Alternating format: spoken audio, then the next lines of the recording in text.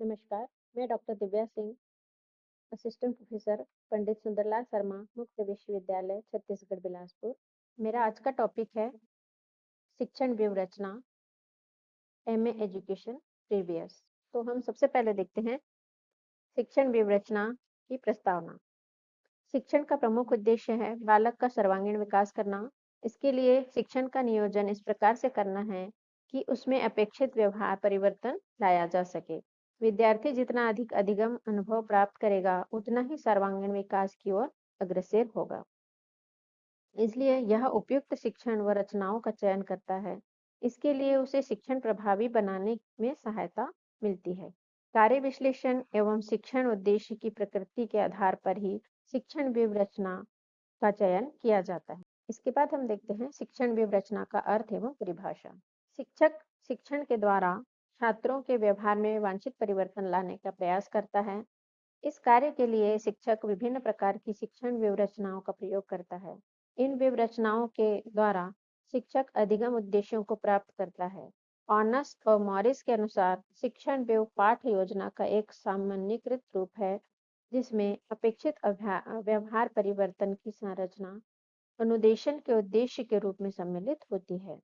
नीति रचना की रूपरेखा को प्रयुक्त करने के लिए इसका उपयोग किया जाता है। पाठ योजना की व्यूहरचना बृहद पाठ्यक्रम का ही एक अंग माना जाता है। शिक्षण व्यूहरचनाओं शिक्षण विधियों की तुलना में अधिक व्यापक होती है। शिक्षण विधियों के अंतर्गत केवल पाठ्यवस्तु के प्रस्तुत करने को ही ध्यान में रखा जाता है।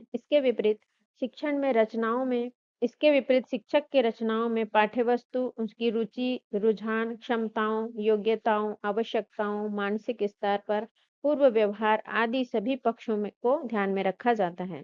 डेविस के अनुसार प्रशिक्षण की व्यूहरचनाओं शिक्षण की विधियों से अधिक व्यापक होती है।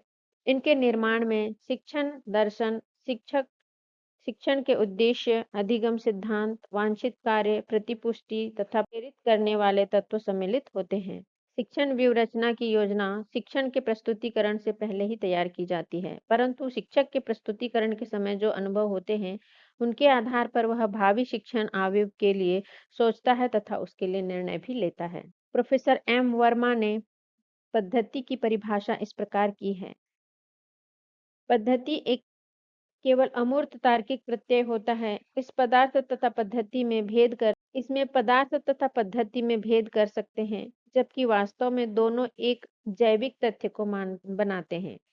पदार्थ पद्धति का निर्धारण करता है, उसी प्रकार उद्देश्य साधनों का निर्धारण भी करता है।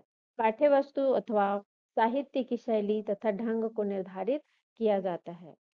शैक्षिक तकनीकी में शिक्षण विधियों तथा प्रविधियों की अपेक्षा शिक्षण आव्यूह तथा युक्तियों को विशेष महत्व दिया जाता है। आव्यूह प्रत्येक शिक्षण विधियों से अधिक व्यापक है, क्योंकि शिक्षण विधियों में केवल पाठ्यपुस्तक के प्रस्तुतिकरण को ही ध्यान में रखा जाता है, जबकि शिक्षण आव्यूह में शिक्षण के सभी पक्षों को, जैसे कि पाठ्यवस्तु, कार्य विश्लेषण, उद्देश्य, सीखने के अनुभव, छात्रों के स्तर, रुचियों, योग्यता तथा आयु आदि को भी ध्यान में रखा जाता है। शिक्षण के उद्देश्य तथा छात्रों के व्यवहार परिवर्तन को ही विशेष महत्व दिया जाता है। अब हम देखते हैं स्टोन्स तथा मारिस के अनुसार शिक्षण व्यूह की योजना का सामान्यीकृत रूप है, जिसमें अपेक्षित व्यवहार परिवर्तन की संरचना अनुदेशन के उद्देश्यों के लिए युक्तियों में सम्मिलित होती है।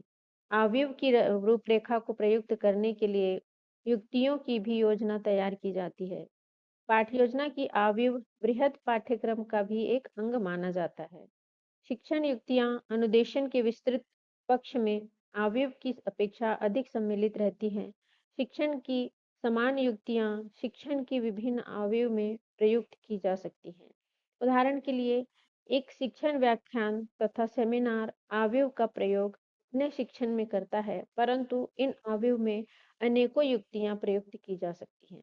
शिक्षण युक्तियों के प्रमुख उदाहरण कुछ निम्न प्रकार से हैं। पहला है अपेक्षित अनुक्रिया के लिए उद्दीपन किया जाए।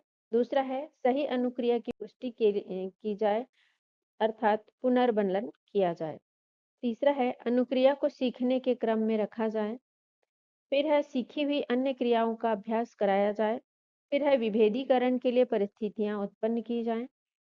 फिर है सामान्यकरण के लिए परिस्थितियाँ उत्पन्न की जाएँ। और आखिरी है उदाहरण, नियम, प्रत्यय को शिक्षण में प्रयोग किया जाए। शिक्षण व्यवरचनाओं की विशेषता है कुछ। अब हम देखते हैं शिक्षण व्यवरचनाओं की विशेषताएं। शिक्षण व्यवरचनाओं की कुछ खास विशेषताएं हैं।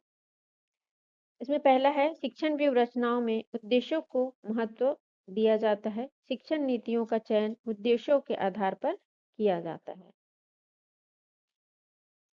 शिक्षण में व्यवरचनाओं में कार्य तथा प्रस्तुतिकरण को महत्व दिया जाता है। शिक्षण व्यवरचनाओं में संपूर्ण उपागम का अनुसरण किया जाता है।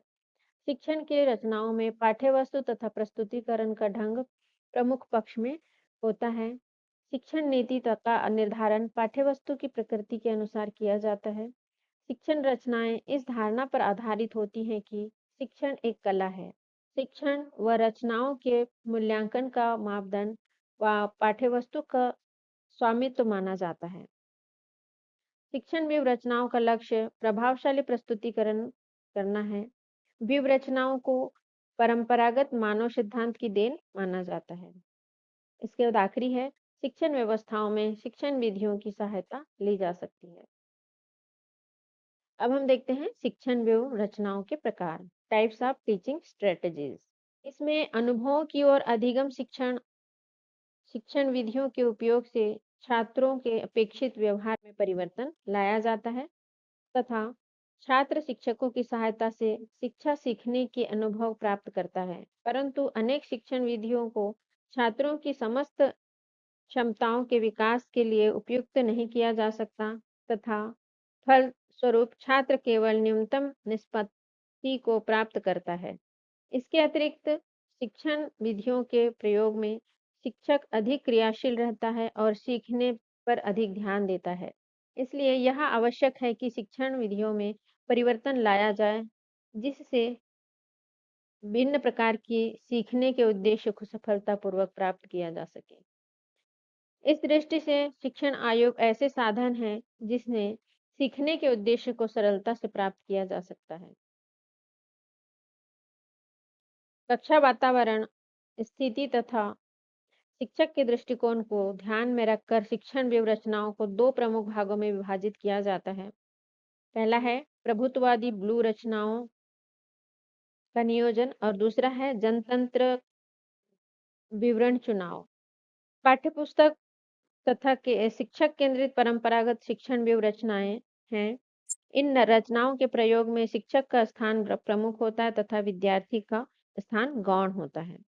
शिक्षक विद्यार्थियों की रुचियों, रुझानों, क्षमताओं, योग्यताओं, आवश्यकताओं पर ध्यान ना दें, अपितु पाठ्यवस्तु को स्वयं निर्धारित करें।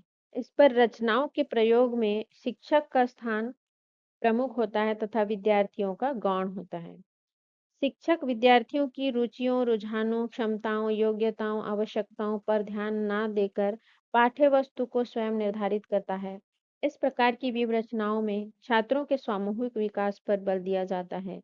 केवल उनको ज्ञानात्मक उद्देश्यों को प्राप्त करने के लिए मदद दी जाती है।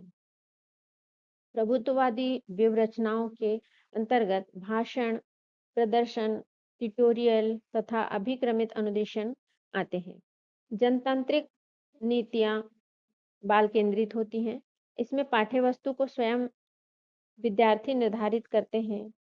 इसमें विद्यार्थी का स्थान प्रमुख होता है तथा शिक्षक का स्थान गौण होता है। इन व्यवरचनाओं के प्रयोग में शिक्षक और छात्रों के बीच अधिक से अधिक अंतःक्रिया होती है, जिससे छात्रों का उनकी रुचियों, रुझानों, क्षमताओं का विकास होता है। छात्र इन व्यवरचनाओं को पसंद करते हैं और अधिक से अधिक लाभ उठाते हैं। जनतांत्रिक व्यवरचना के अंतर्गत वाद विवाद, खोज, अन्वेषण, परियोजना, समीक्षा, गृह कार्य, ट्यूटोरियल समूह, मस्तिष्क, भूमिका निर्वाह, स्वाध्याय एवं संवेदनशील प्रशिक्षण आते हैं। अब इसके बाद है व्याख्यान, लेक्चर। इसकी परिभाषा सबसे पहले देखते हैं। जब शिक्षक किसी विषय वस्तु अथवा तथ्य को प्रस्तुत करते हैं और एक लंबी अथवा छोटी अवधि के लिए व्याख्यान का सहारा लेते हैं, तो उसे व्याख्यान व्यूह रचना कहते हैं। इसके कुछ उद्देश्य हैं। पहला है ज्ञानात्मक आयोग के निम्न स्तर के उद्देश्यों को प्राप्त करने के लिए। दूसरा है ज्ञानात्मक आयोग के उच्च स्तर के उद्देश्यों को प्राप्त करने के लिए। और तीसरा है भावात्मक उद्देश्यों को प्राप्त करने के लिए। अब हम देखते हैं व्याख्यान व्यूह रचना के प्रयोग में आने वाली कुछ आवश्यक बातें। पहला है व्याख्यान उचित अवधि तथा अनौपचारिक व रुचिकर होना चाहिए। फिर है व्याख्यान के दौरान छात्रों को सक्रिय बनाने का प्रयास किया जाना चाहिए। फिर है व्याख्यान के दौरान पाठ्य सामग्री को क्रमबद्ध किया जाना चाहिए। फिर है व्याख्यान शब्द प्रतीकों के माध्यम से प्रस्तुत विषय का पूर्ण चित्रण छात्रों के मस्तिष्क के अंकन करने में सक्षम होना चाहिए। इसके बाद है व्याख्यान की भाषा, मुहावरे, लोकोक्तियां आदि सरल और अनुक्रिया युक्त होनी चाहिए। फिर है व्याख्यान के साथ किसी अन्य विधि का भी प्रयोग किया जाना आवश्यक है, क्योंकि इसमें छात्र की रुचि बनी रहती है। इसके बाद है शिक्षक को व्याख्यान की समय अवधि का ज्ञान होना चाहिए। व्याख्यान को प्रभावित करने वाले कुछ निम्न घटकों के बारे में हम जानते हैं।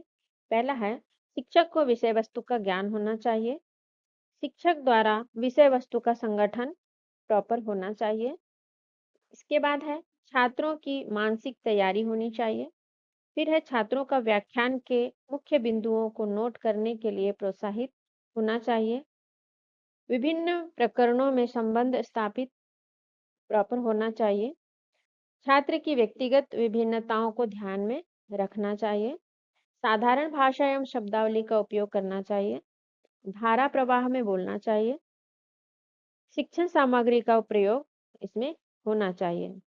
फिर है सार्थक एवं रोचक दृष्टांतों का उपयोग भी इसमें करना चाहिए। महत्वपूर्ण बिंदुओं पर बल देना चाहिए। व्याख्यान को लक्ष्य की ओर लेके जाना चाहिए। व्याख्यान के मध्य छात्रों में तार्किक चिंतन का विकास भी इसमें करना आवश्यक है। इसके बाद हम देखते हैं व्याख्यान नीति की विशेषताएं। व्याख्यान नीति की कुछ निम्न विशेषताएं हैं। पहला है व्याख्यान के द्वारा छात्रों के ध्यान को केंद्रित किया जा सकता है। दूसरा है छात्रों को छोटे समय में अधिक विषय वस्तु से परिचित कराया जा सकता है। फिर है विषय वस्तु की प्रस्तुतिकरण पर अधिक बल दिया जा सकता है।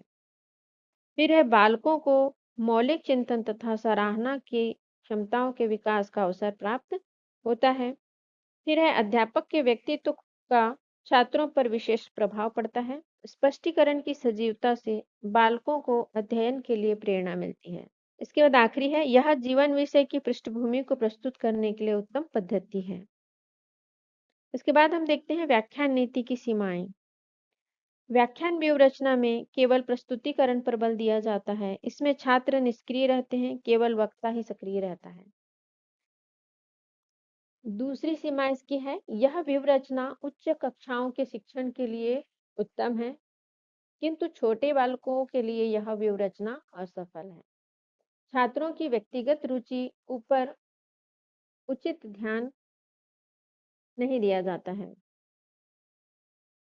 इसके बाद है इस व्यवरचना में छात्रों की रुचियों, अभिरुचियों, अभिवृत्तियों की अधिक अपेक्षा होती है। इसमें शिक्षण बिंदु संतुलित नहीं रह पाते हैं और विषयांतर होने पर इसका भय अधिक होता है।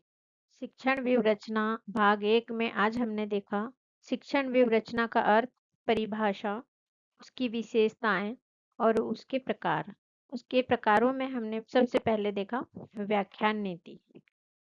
मुझे आशा है कि आपको ये समझ में आ गया होगा। धन्यवाद।